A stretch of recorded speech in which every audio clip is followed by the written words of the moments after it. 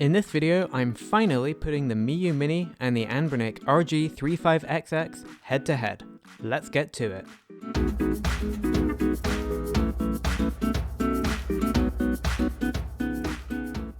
Hello and welcome to Retro Breeze.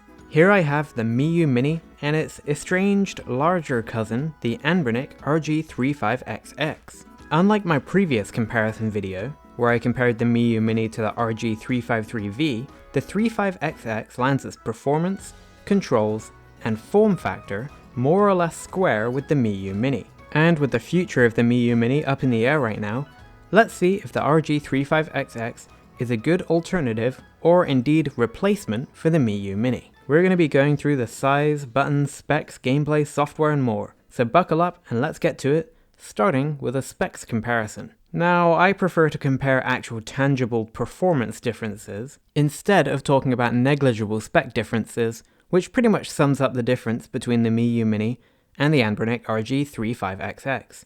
But let's go through it anyway. The Miyoo Mini has an ARM Cortex-A7 dual-core processor, which is clocked at 1.2 GHz, and it has what they call a 2D graphics accelerator inbuilt GPU, whatever that means. It also has 128 MB of RAM, a 2000 mAh battery, and a 2.8-inch 640 by 480 pixel display. The RG35XX has a quad-core ARM Cortex-A9 processor, clocked by default at around 1 GHz, with a PowerVR SGX 544MP GPU, 256 MB of RAM, a 2100 mAh battery, and a 3.5-inch 640 by 480 pixel display. Now we'll talk about the actual performance differences between these devices a little bit later on, but for now let's talk about the most striking difference between them, their size. The tiny titan, the Miyoo Mini, comes in at 93mm tall, 65mm wide, and 18mm thick. It weighs around 110 grams altogether. Meanwhile, the RG35XX is 117mm tall, 81mm wide, and just about 20mm thick. It weighs around 174 grams with 2 SD cards inserted. All in all, the RG35XX is 25.8% taller, 24.6% wider, and around 11% thicker, and 58% heavier than the Miyoo Mini. Tangibly, you could call it 25% bigger overall. And this lines up perfectly with the screens. The Miyoo Mini screen is 2.8 inches diagonally, and the RG35XX is 3.5 inches diagonally. Exactly a 25% increase. Both of these devices are perfectly pocketable and portable, though obviously the 35XX takes up more room in your pocket. Another noticeable contrast is the build quality. The RG35XX's build is quite simply better than the Miyoo Mini. It's made of a very thick plastic and feels incredibly solid in the hands, thanks to its increased weight. Although the bezels around the screen are still very small, so I wouldn't go around dropping this if you could avoid it. I wouldn't say the Miyoo Mini is low quality by any means, but the build is certainly a cheaper construction. Anbernic is certainly leveraging its experience in making quality handhelds in the 35XX. Interestingly, the face buttons between the two are almost identical. They have a 7.6mm diameter on the Mini versus a 7.8 diameter on the RG35XX. You know what, let's just call this the RG from now on. The Mini's face buttons stick up 2mm exactly from the case, and the RG's buttons stick up a negligibly taller 2.5mm. The Mini's D-pad is shorter overall, at 20.7mm long from point to point, versus the RG's 21.75-ish length. However, each direction on the Miyoo Mini's D-pad is wider than on the RG. The Mini's D-pad is around 6.8mm wide at each point, versus 6.2mm wide on the RG. The D-pad height difference is the same as the face buttons, 2mm versus around 2.5, at least on the flared outer edges. Now let's talk about the control layouts. The control setup is the same on both devices. That means you get 4 face buttons, 4 shoulders, and a D-pad. Both have a menu button at the center, and slanted start and select buttons in the center at the bottom. On the left side, the Miyoo Mini has this lovely volume wheel, whereas the RG has a volume button rocker instead. The right side of the Mini is clean and empty, but you'll find the power button and a reset button along with dual SD card slots on the RG. The bottom of the Mini houses a headphone jack, SD card slot, and USB-C charging port, and the RG just has the USB and headphone jack down there. On the top of the Mini, you'll find the power button and LEDs, And on the top of the RG, you'll find those LEDs and a mini HDMI port. Nifty. One more major difference here. The Miyoo Mini has a removable battery cover and battery, which makes replacing the battery itself much easier. The RG's battery is sealed inside the unit, which means you need to take the whole thing apart to change it. However, on the inside, it is connected with a normal pin connector, so it's very easy to take out and put in a new one if you want to.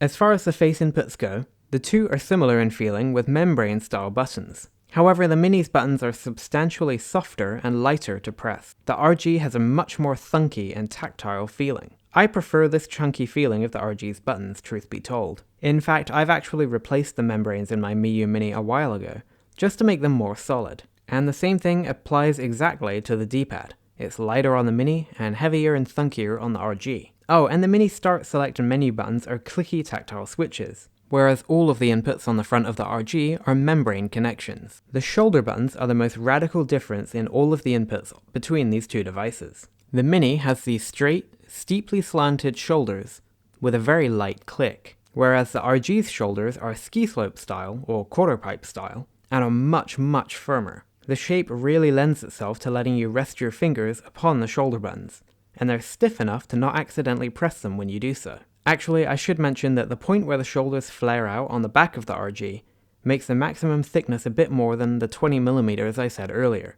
It's about 24.5, but only at this thickest point. So without further ado, let's go ahead and jump into a game and start playing. In-game, the performance between these two devices is almost identical in every tangible way, although the RG35XX is technically the more powerful device. For most intents and purposes, the only people who are ever going to notice a performance difference between these two are those who want to push their devices to the max. For example, with some PC-based systems. Maybe a better example would be an advanced Neo Geo game. For example, Metal Slug 2 on Neo Geo is notorious for having quite a lot of slowdown, but there's just a bit less of it on the RG35XX than there is on the Miyoo Mini. In short, the RG35XX is technically more powerful than the Miyoo Mini, and may, in a few instances, perform a little better. However, for the vast majority of all of the mainstream console and handheld games, up to and including PS1, the performance is pretty much identical. I personally would not consider the slightly more powerful CPU and GPU on the RG35XX to be a selling point over the Miyoo Mini in any way. They are seriously, basically identical, unless you really go looking for the performance difference. One minor example of the performance difference between these two is that on the RG, the fast forward speeds for most systems is a lot higher than it is on the Miyoo Mini. But again, that's not really a big deal. In terms of comfort and ergonomics, the Miyoo Mini is a really great little device. Its key feature is, of course, the ability to play it in one hand, especially for top-down JRPG-style games. All of the buttons and the D-pad are easily reachable with your thumb, and to this day there hasn't been a single device that matches this experience in any way. In two hands, some people may find the Mini a bit too cramped and small for very long gaming sessions, although I haven't personally had this issue at all myself. In fact, for one or two-handed play, the lightweight, smooth rounded edges, and tiny form factor make the Miyoo Mini a really comfortable device to play. The RG is almost perfect for two-handed play. Almost perfect, but not quite. The size of the device is just really pleasing to hold, and there seems to have been a lot of thought gone into making it really comfortable. For example, the sloped shoulder buttons that you can rest your fingers on, and these inset lines on the back of the cover, make keeping a grip really, really easy. Honestly, it's just a really, really great shape and size. It's not too big, it's not too small, and the screen size is just right too. The position and size and spacing of all the buttons is pretty much ideal. This is seriously such a well-designed device. However, there's just one problem, and this might just be me personally, but the problem is the bottom left corner here. It is just a really pointy and sharp corner of hard plastic that just sticks out and into my palm a little too much, and has caused me considerable discomfort, even after playing just for a short while. Now, this isn't actually a huge deal at all, because it just means that I have to adjust my grip a little to avoid pressing into that corner. Something a little bit like this. But honestly, my natural hand position wraps around that corner,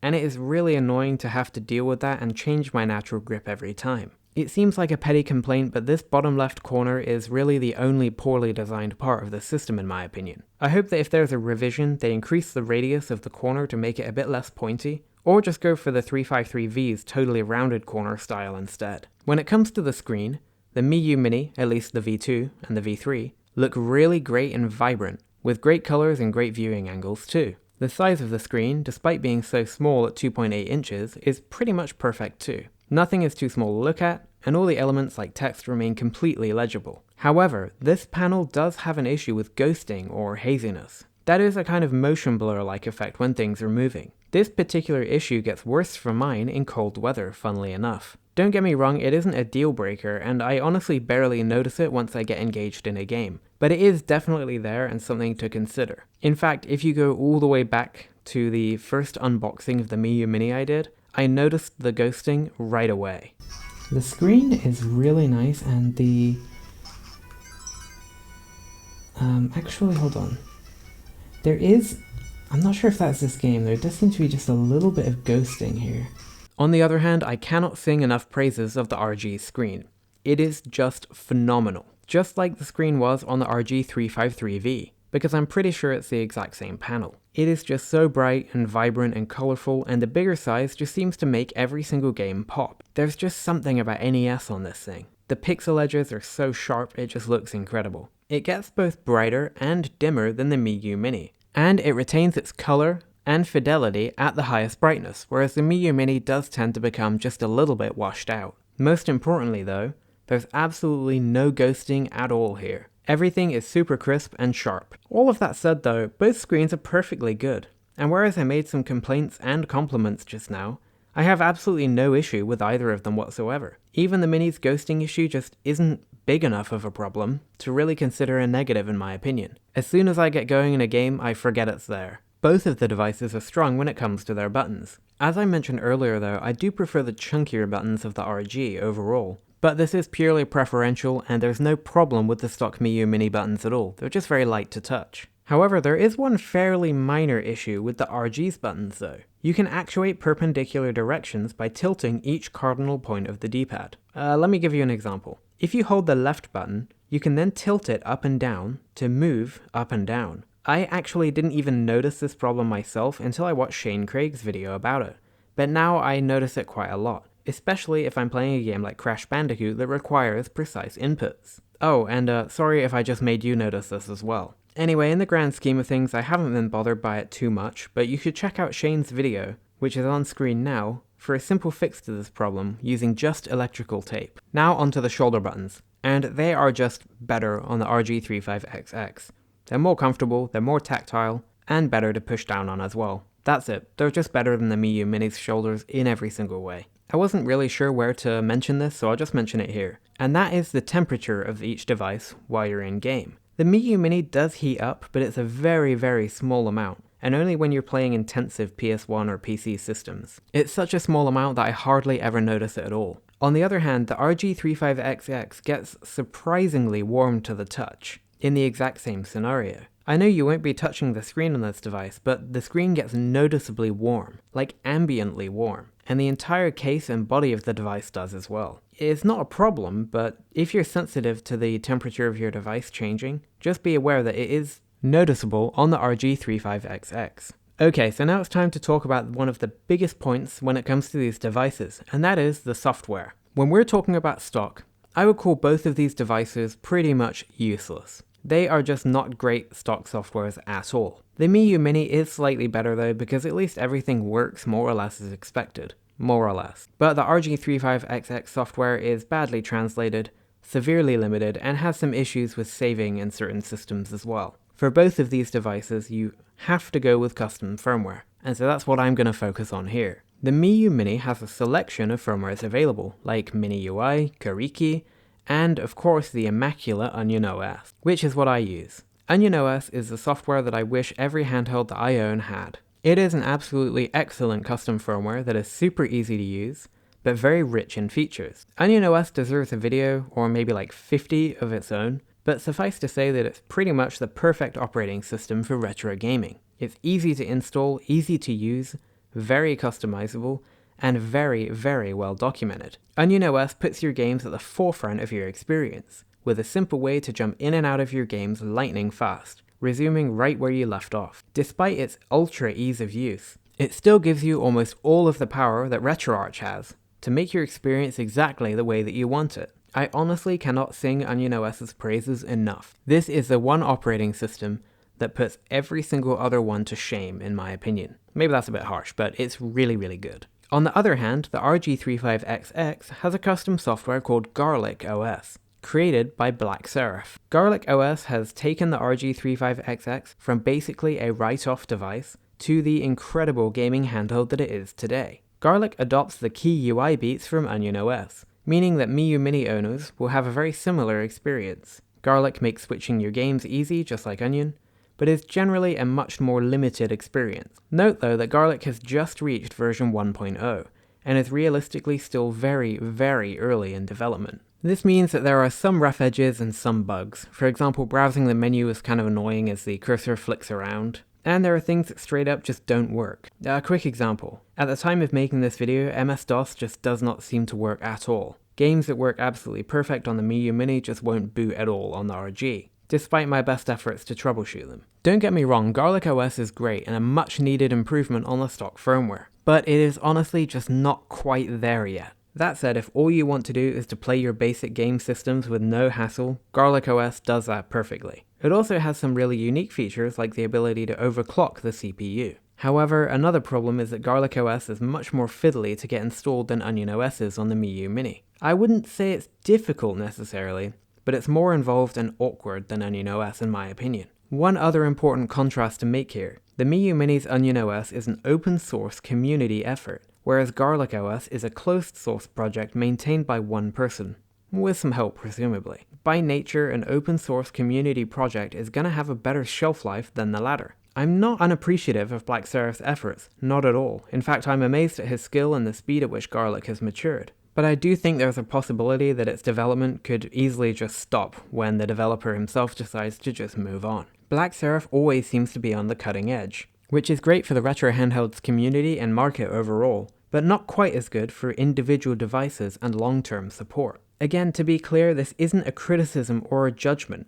just some thoughts. I'm hugely thankful to Black Seraph for Garlic OS, and I look forward to its continued development. Really, the RG might as well have just been thrown in the bin with its stock software, and Black Seraph has brought it to one of the best gaming devices so far this year. But Onion OS on the Miyoo Mini, it's just perfect. Let's move on and talk about a couple of extra features on the RG versus the Miyoo Mini. The biggest bonus, in my opinion, is HDMI out. Just pop in a cable and play on the big screen to your heart's content. This will also allow you to capture or stream your gameplay footage with a capture card too. In addition, you get the ability to plug in almost any wired gamepad, or even a wireless one if it has a dongle to connect. This means that you can, despite some awkwardness in the setup, use the RG35XX as a home game console too. I always find this to be such a welcome feature, and it expands the usability of your device. If you're looking for a single device to satisfy low-power handheld and big-screen emulation, the 35XX has you covered. I just wanted to add another point in here while I've been creating this video and recording this footage. I was completely unable to get a wired controller to reliably work on Garlic OS. It would either not be detected at all, or it would be detected briefly and then not, or it would just crash the entire device and require me to plug it in to reboot it. This is just another example about how Garlic OS just isn't quite there yet. And if you're expecting a bug-free experience, especially when it comes to the more minor features like wired controllers, it's just not quite there. The Miyoo Mini, on the other hand, is just a handheld. That's it. And that's fine too. Oh, and before I forget, neither of these devices have Bluetooth or Wi-Fi either. In terms of battery life, the two have more or less the same capacity, but the RG35XX definitely drains faster than the Miyoo, by around an hour or so depending on the load. I'm guessing this is due to the larger screen and perhaps the higher operating temperature. Expect 3 to 6 hours or so on the Mini, and around 2.5 to 5.5 hours on the RG35XX, again depending on what you're doing. Well, I suppose I should sum up the comparisons and contrasts between these two devices. The Miyoo Mini is, to this day, my most played retro handheld for playing PS1 games and below. The tiny size and one-handed use make it my favorite low-power gaming handheld ever. It has the best-in-class software experience and seriously great performance for its tiny size. It's super easy to throw in a pocket or a bag, you can jump in and out of your games in seconds. It's just really great overall. And what I really like about it is it's so low engagement. You can just whip it out, play on it, put it away again. There's really no drama, it's just a small out-of-the-way device. And I also find myself playing it in places and situations that I wouldn't otherwise. I do a lot of cooking and baking, and I'm just stirring the soup with one hand and playing on my Miyoo Mini with the other. And there's really no other experience like that. On the other hand, the Anbernic RG35XX is a seriously incredible device in its own right. With absolutely great build quality, a stunning screen, and a solid software experience thanks to Garlic OS. I think that this whole package that you get for like $55 is just unbelievable. It is such an amazing device for the price. And at similar prices, these two devices really do go head to head in a serious way. It's really hard to quantify it in detail, to be honest, so I'm just going to do a quick fire comparison and contrast instead. This is which device wins which category, and let's just go for it. Build quality goes to the RG35XX. Portability goes to the Miyoo Mini. The button feel goes to the RG35XX. Screen quality to the RG35XX. Software to the Miyoo Mini. Emulation capabilities. I would say this one's complicated. Right now it's the Miyoo Mini because a lot more just works. But let's see how Garlic OS evolves and what is supported in future. Ease of use goes to the Miyoo Mini. Extra features goes to the RG35XX, and battery life just about goes to the Miyoo Mini, but they're pretty similar. So really, again, these devices are a stalemate here. But there's really one major point to address. Availability. As of making this video, it is very likely that the Miyoo Mini has been completely discontinued, at least in its current form. Even if it's not, it is incredibly difficult to get hold of, with a huge demand and a shockingly low supply. In fact, getting hold of a Miyoo Mini is a unicorn event at this point. You are immensely lucky if you get one right now, especially if you get it at the steadily increasing RRP. The second-hand market is positively mental, with prices reaching double or triple RRP easily. On the complete opposite end of the spectrum, the RG35XX is good to go and could be in your hands in a week or two depending on where you buy it. You can get it from Anbernic's website directly,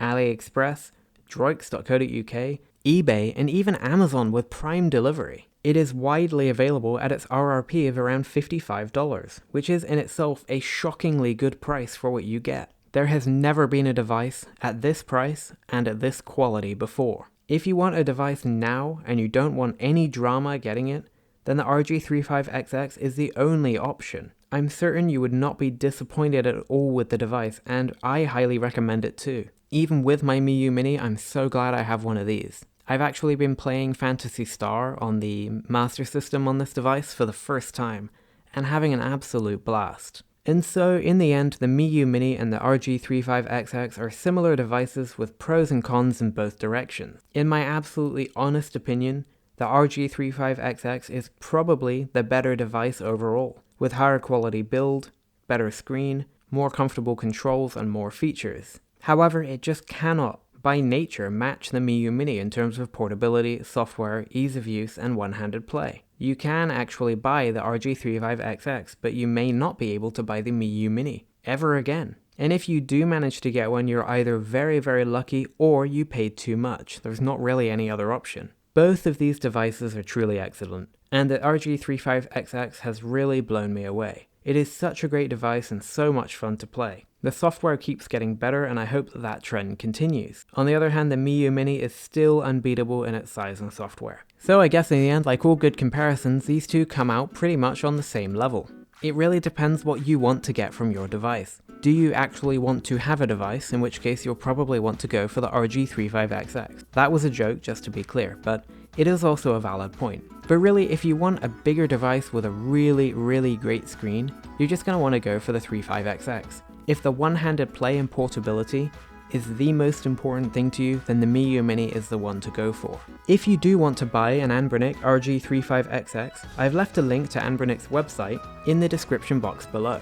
If you buy one here, you'll get it within a week or two, maybe a month depending on where you are in the world, but they're very reliable, and they have good support as well. It is an affiliate link, so I get a small commission if you buy using it. However, more importantly to me right now, is that it might make Anbernic pay more attention to the channel. So if you're going to buy one, I would really appreciate it if you'd use my referral link. Please also check out my head-to-head between the Miyoo Mini and the Anbernic RG353V as well, which is a much different and much more powerful device than the RG353V, and so the outcomes are a little bit different. If you enjoyed this comparison video, please go ahead and subscribe to my channel for more content like this. You may or may not be aware that there's a new Miyoo Mini coming soon, the Miyoo Mini Plus, which sits squarely between the Miyoo Mini and the RG35XX in its size, but it does have a nice big 3.5-inch display just like the RG35XX.